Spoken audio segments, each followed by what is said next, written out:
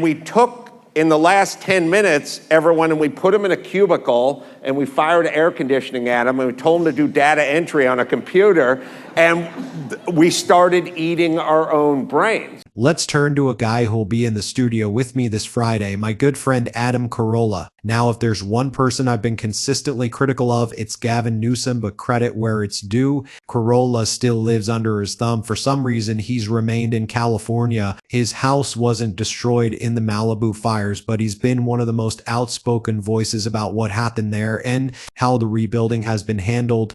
Here he is talking about one of the problems with the country right now, why so many of us feel anxious or depressed. According to him, it's because we've stopped building. There's no physicality to our lives anymore. We're just endlessly staring at our phones. I think the uptick in despair is connected to a couple of things.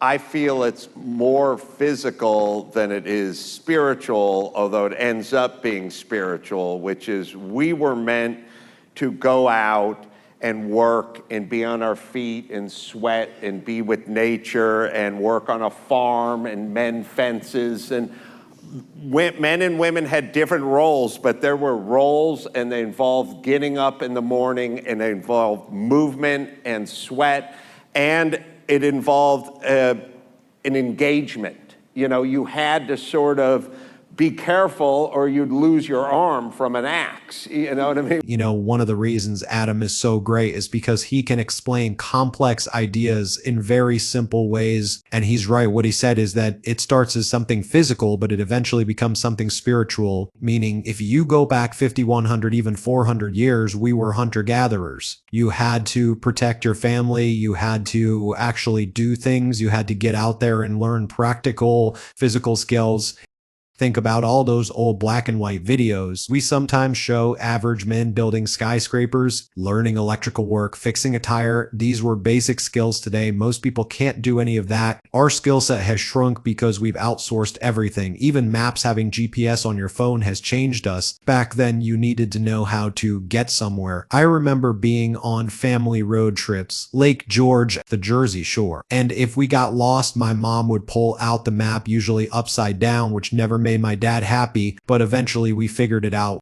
Now we've outsourced so much that we barely know how to do anything ourselves. We're not physically engaged in the world. So what starts as a physical issue becomes a philosophical or even religious one. If you're just sitting around all day doing nothing while everything is done for you, you're going to end up with an existential problem. Gold has officially gone mainstream, prices are climbing, and more Americans are waking up to its value. But how do you actually take advantage of it in a safe, simple, long-term way? That's where Noble Gold Investments comes in. Their specialists help people like you go from confused to confident, from wondering what to do next to knowing exactly how to start. Whether you want to roll over an old 401k into a gold IRA or have physical coins and bars delivered to your home, Noble Gold makes the entire process easy and secure. They offer step-by-step guidance, transparent pricing, and US-based service, backed by over $2.5 billion in precious metal transactions. Protecting your wealth isn't just their job, it's their mission. Visit davarubandal.com to get your free wealth protection kit. That's davarubold.com. Noble Gold, helping you build a stronger future. Here's one more clip from Carolla on that. And we took, in the last 10 minutes, everyone, and we put them in a cubicle, and we fired air conditioning at them, and we told them to do data entry on a computer, and we started eating our own brains. I mean, they have studies that say, you know, all the kids on Prozac and all the meds and stuff, hiking and classical music work better than all the serotonin reuptake inhibitors you can ingest. So we're having...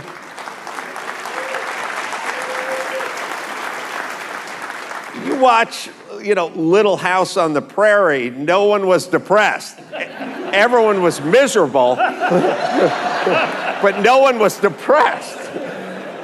And it's a disease of narcissism. We're spending too much time on our phones reading comments about ourselves. We're not wired for this. There's, whether you're going, you know, eye in the sky or you're going full Darwin, We're not made to be doing what we're doing. We're made to be on our feet, moving, sweating, and with purpose, creating something. So I think it's a lack of tangible physical activity that has now given way to this despair. You know, that's actually really funny. I'm going to bring this up with him on Friday. Back then, everyone was miserable, but nobody was depressed. Do you remember Little House on the Prairie? You guys probably don't, right? Prayer time. Can I get a P? Throw me a picture of Little House on the Prairie.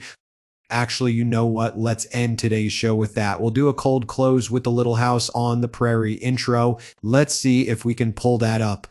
But the point is, they were building a society. They had a one-room schoolhouse for everyone. One guy who ran the drugstore, someone who played the matchmaker. They were out there building fences, building homes. Life was hard. Everyone was miserable because honestly, it kind of sucked. You had to shovel the bucket, but they weren't depressed.